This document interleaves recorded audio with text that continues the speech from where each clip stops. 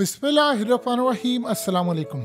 Lloyd Austin pentagon के chief, जो फौज के भी चीफ समझ ले आप हैं, क्योंकि पेंटागन का जो चीफ होता है सेक्रेटरी स्टेट का, वो ही सब कुछ होता है। उसने ऐलान किया है, और आप हैरान होंगे कि ऐसा ऐलान अमेरिका की जानिब से आ कैसे गया। उन्होंने ऐलान किया है, यानी अमेरिका की इस्टेब्लिशमेंट ने ऐलान किया है कि इजराइल ये जंग हारने जा रहा है, और जिस तरह इसराइल ये जंग लड़ रहा है बिल्कुल शिकस्त उसके सामने खड़ी हुई है, और ये जंग इजराइल नहीं जीत सकता। हम वार्न कर रहे हैं कि इजराइल ये जंग हारने जा रहा है और बुरी तरह उसको शिकस्त होने जा रही। उसने कहा कि जिस तरह आप सिविलियन को मार रहे हैं, ये तमाम के तमाम सिविलियन हमास के साथ खड़े हो जाएंगे और आपके खिलाफ वो जंग करेंगे कि आप सारी जिंदगी याद रखेंगे।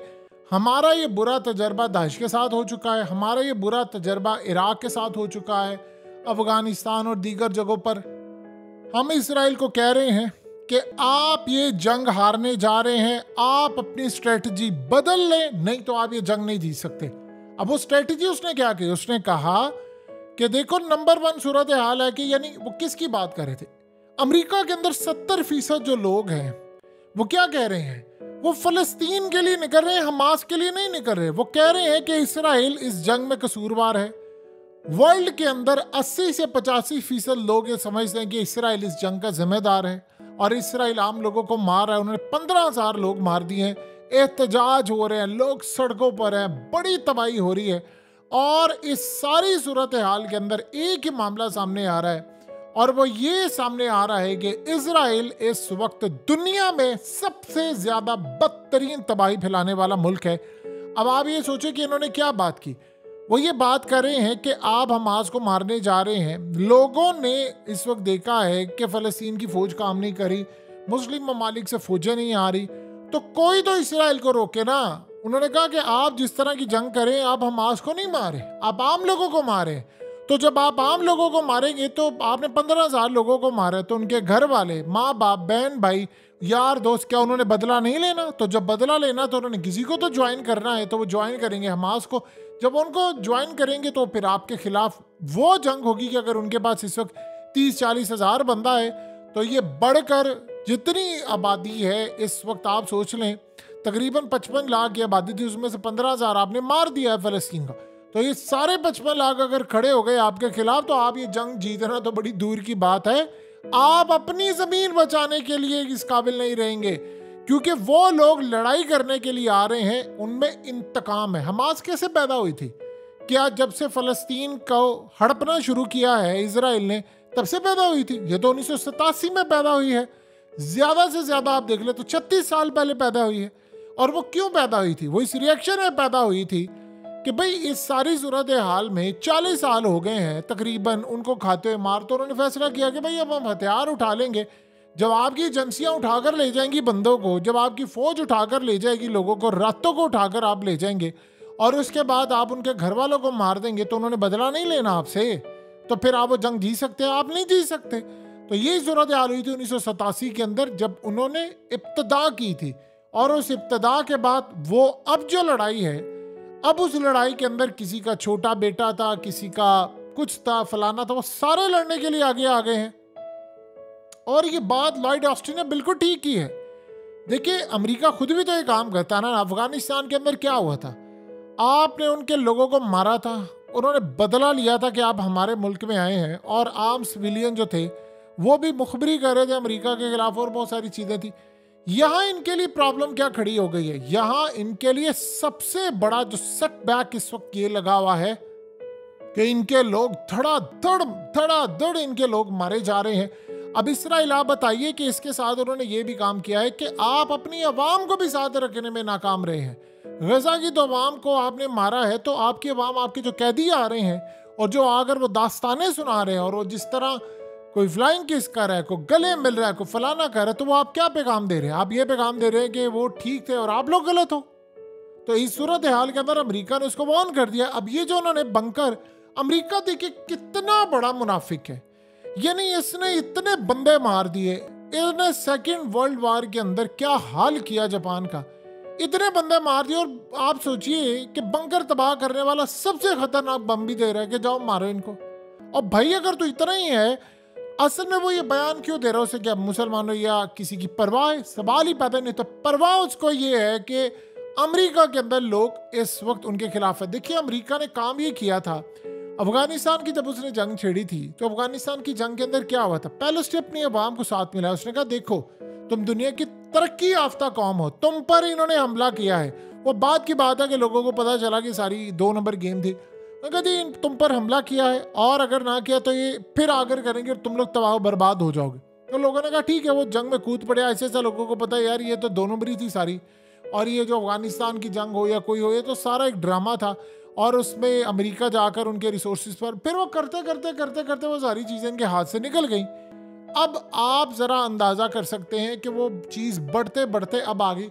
इसराइल ने जो जंग शुरू की है, उस जंग के अंदर क्या है, लोग तो नहीं चाह रहे थे इसराइल की लड़ाई हो। आपने वो जंग छेड़ दी है जिसमें आपकी अपनी अवाम आपके साथ नहीं है। और फ़लस्तीन के अंदर जो लोग हैं, अमेरिका ने जो बात की है वो बात बिल्कुल ठीक है। आप ये सोचें कि अगर यमन हमला कर रहा है, यमन के साथ साथ ईरान हमला कर रहा है, हिजबुल्लाह हमला कर रहा है, और आम लोग, आप असल में अमेरिका का मसला डिफरेंट था। इनका मसला और वतीरा ये कि कहते हैं हमने फ़लस्तीन खाना है पूरा। आप सोचे जब आपने किसी को निकालना है घर से और आपने उनके लोग मार दिए हैं तो वो फिर क्या करेंगे?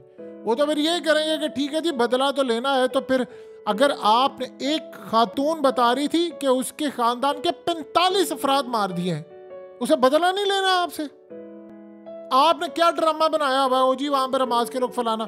तो जब उन्होंने बदला लेना है तो वो बात तो अमेरिका पे ठीक कर रहा है कि भाई इस सारी सूरत हाल में अमेरिका जो उसको बार बार समझा रहा है कि फिजिबिलिटी है ही नहीं, इसकी टाइम ही ठीक नहीं है, तुम जा रहे हो उनको मारने के लिए, और वो आगे से कह रहे हैं कि नहीं ऐसा नहीं है।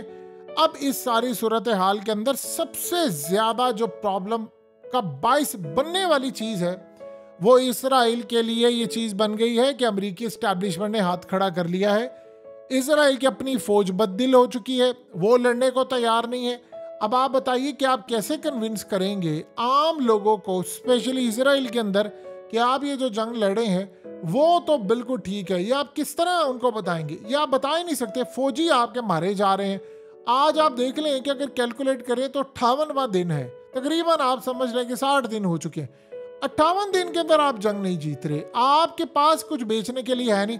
और सबसे बड़ी बात यह है कि अभी इस मामले को जरा ये बाहर निकला, अमेरिका जो बार बार वार्न कर रहा है कि तुम ये जंग नहीं जीत सकते। जब आप ये सोचें कि इस जंग के अंदर एक साइड के ऊपर रशिया कूद पड़े, चाइना कूद पड़े और बाकी ममालिक, ये जो मिडिल ईस्ट के अंदर कंट्रीज हैं वो भी तो चाह रही है ना कि इसराइल इस जंग को वहां पर रखे। तो सोचो जब जंग बाहर निकलेगी और अमेरिका को अगर उन्होंने ये कह दिया ना कि आप निकले यहां से अड्डे लेकर, तो फिर अमेरिका को मैनेज करना बड़ा मुश्किल हो जाएगा। इस खित्ते के अंदर उसको जाना पड़ेगा, और यहाँ पर अमेरिका उसको बार बार समझा रहा है कि तुम इस जंग को ना छेड़ो, ये हालात खराब कर देने वाली जंग है। यही वजह है कि इस वक्त इसराइल की फौजें तबाह हो रही हैं, आम लोग तबाह हो रहे हैं, और सबसे बढ़कर इन्होंने मिसाइल मजीद मांगे हैं और वो कह रहे हैं कि हमने हमला करना। और वो मजीद, अब आप सोचे 15,000 बंदा मारा है और प्लान वो कर रहे हैं कि अभी हम 1-2 लाख मार देंगे, हम इन पर दबाव डालेंगे। देखिए स्ट्रेटजी इनकी क्या है। स्ट्रेटजी वो ये कह रहे हैं कि हम असल में इनके बंदे मारेंगे, इनको डराएंगे, इनको धमकाएंगे और ये फिर यहाँ से निकल जाएंगे।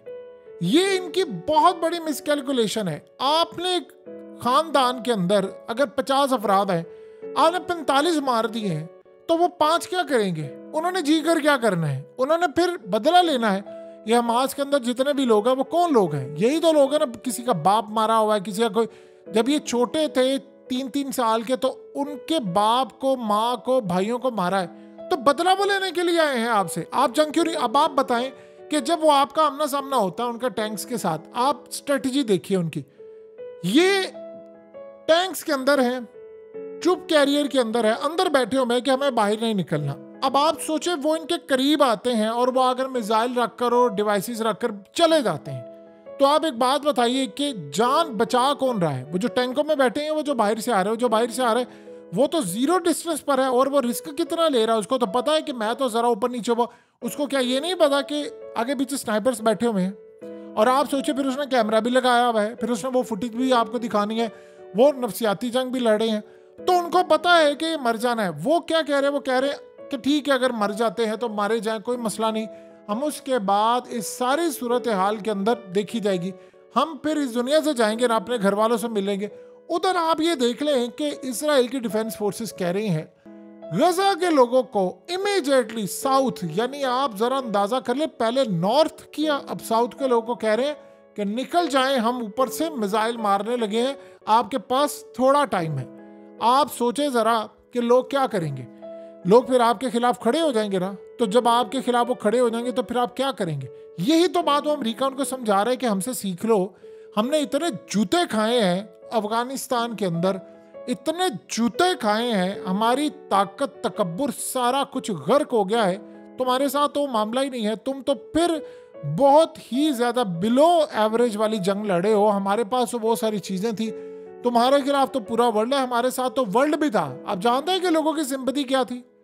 वो तो बाद में पता चला ना कि सारा कुछ अमेरिका का ड्रामा था और सारी सूरत हाल, लेकिन पहले तो ये सूरत हाल थी ना कि जंग उनके साथ थी, पाकिस्तान भी उनके साथ खड़ा हुआ था, तो उन्होंने कहा जी हम तो फिर चढ़ दौड़ेंगे।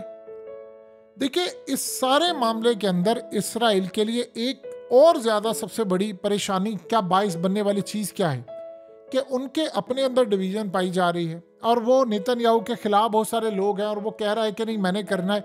यानी अगर आप देख लें तो कार्बन कॉपी है वो मोदी की, मोदी अपने इक़्तिदार की खातिर कुछ भी कर सकता है। अभी तो आप ये बात समझिएगा, अभी तो वर्ल्ड कप खत्म हुआ है और चीज़ें डिस्कस वहाँ पर हो रही हैं। अब तेलंगाना का इलेक्शन हुआ, मध्य प्रदेश का हुआ, दीगर जगहों पर हुआ, बीजेपी ने विक्ट्री हासिल की, लेकिन उनको लैंड स्लाइडिंग विक्ट्री जो चाहिए उसके लिए हो सकता है पाकिस्तान से जंग छेड़ दें और बहुत बड़ी जंग छेड़ दें, और ये इसराइल के मफाद में हो कि दुनिया को डाइवर्ट तो करें। तो अगर मोदी वहाँ पर कर सकता है तो ये बंदा भी यहाँ पर कर सकता है। लिबनान से इस पर हमले हो रहे हैं, दीगर जगहों से इस पर हमले हो रहे हैं, और उनको कतन इस बात की कोई परवाह नहीं है कि हमले कहाँ से हो रहे हैं, कौन कर रहा है, मर रहे हैं हमारे बंदे। वो बस एक ही रुत पर है कि नहीं आप निकल जाए यहाँ से, आप निकल जाए। यानी 15,000 तुमने बंदा मार लिया, अमेरिका तुम्हारे खिलाफ है। असल में एक बात ज़हन में रखिए, अमेरिका को इसकी बड़ी भारी कीमत चुकानी पड़ेगी। इसराइल अब कहाँ पर है इस वक्त? इसराइल का मामला यह है कि वो तो सिर्फ इसराइल में है ना, अमेरिका के तो अड्डे हर जगह पर है, तो अमेरिका के अड्डों पर तो हमले होने हैं। तो जो इन्होंने कहा है कि भाई हम तो छोड़ेंगे नहीं, जो भी अमेरिका शामिल होगा। अमेरिका इतना कुछ होने के बावजूद बयान दे रहा, फलाना दे रहा, वरना अमेरिका की आप तारीख उठा ले, जुर्रत रही थी कभी उसने कहा था इसराइल के हवाले से कि तुम ये जंग हार जाओगे, तुम इस जंग को जीत नहीं पा रहे। आप 58 दिन के अंदर वो जंग नहीं जीत पाए, तो आप बताएं जो आपने 3 से 4 दिनों में जीती थी। अभी तो सूरत हाल ये है कि जब हमास को ये लगेगा कि अगर वो शिकस्त खाने जा रहे हैं आखिरी दम पर, तो सोचे उन्होंने अभी वो मिसाइल और वो हथियार भी इस्तेमाल करने जो आज से पहले उन्होंने नहीं किए। ये आखिरी लड़ाई होगी और उस लड़ाई के अंदर वो क्या कुछ करेंगे। इसराइल चारों तरफ से घिर चुका है और उसको ये बात समझ नहीं आ पा रही कि मैंने इन चारों तरफ से घिरकर कैसे लड़ाई करनी है। देखिए इसराइल के जो फ्रंट ट्रूप्स हैं वो अगर टेंटों में रह रहे हैं और वहां से कुछ सुरंग से उठता है हमास का कोई बंदा, अल किसाम ब्रिगेड के लोग आते हैं और वो आपको सोते हुए आपको मार जाते हैं, तो आप ये बताएं कि आपने रेस्ट कहाँ पर करना है। आपका खौफ, आपके लोगों का खौफ, पैनिक, इकोनॉमी आपकी क्रैश हो रही है, इंडस्ट्री आपकी बर्बाद हो रही है, वर्ल्ड आपके खिलाफ है। इसराइल को एक प्रॉब्लम होती जा रही है कि सारे आप देखें तो उसको दीवार के साथ लगता जा रहा है, वो बंदे मारता जा रहा है, लेकिन वो दीवार के साथ लगता जा रहा है। तो जब आप मुकम्मल तौर पर दीवार के साथ लग जाते हैं तो फिर आपने अमेरिका की भी नहीं सुनी, तो आपने किसी की भी नहीं सुनी। देखिए वो पागलपन जो अमेरिका ने किया था जापान के अंदर, वो पागलपन वो यहाँ पर भी करने की तैयारी कर रहा है। इसराइल के पास अभी एक हल है, उसने ये सोचा था कि मैं इतनी बमबारी करूंगा तो ये डर जाएंगे सारे, और असल में उसने प्लान ये बनाकर बैठा था कि जब मैं गजा के अंदर इतनी बमबारी करूंगा तो मुस्लिम कंट्रीज को मैं ये कहूंगा कि देखो मैं तुम्हारा भी हाल ये करूंगा, मेरे साथ शामिल हो जाओ। ये उसने डिमांड की थी कि ओपनली और छुपकर सारे मेरे साथ शामिल होंगे। लेकिन जो लड़ाई उसने करनी थी हमास से, वो तो अभी तक वो जीतने वाली पोजीशन में है ही नहीं दूर दूर तक। तो जब आप इस पोजीशन में ही नहीं है कि आप जीतेंगे, तो बाकियों ने भी सोच लिया कि अच्छा यार इसराइल तो हमें डराता था, इसराइल की ताकत ये थी, ये तो उसकी ताकत ही कोई नहीं निकली। अब आप सोचें जरा कि अभी तो मुस्लिम फोर्सेस आई नहीं है, या मुस्लिम फौजें उन्होंने आना भी नहीं है कभी, खैर ये तो बात बिल्कुल तय हो गई है। सोचिए अगर आ जाते उनमें से कोई 2-3 मुल्क भी आ जाते, इसराइल टिक पाता? नहीं टिक पाता। वो भरम, वो झूठी बात, मैं ऐसे हूं, मैं वैसे हूं, हम ये कर लेंगे, हम वो कर लेंगे, वो फौजें हमारी ऐसे हैं तो वैसे, वो सारे का सारा भरम एक छोटे से ग्रुप के आगे उनका टूट रहा है।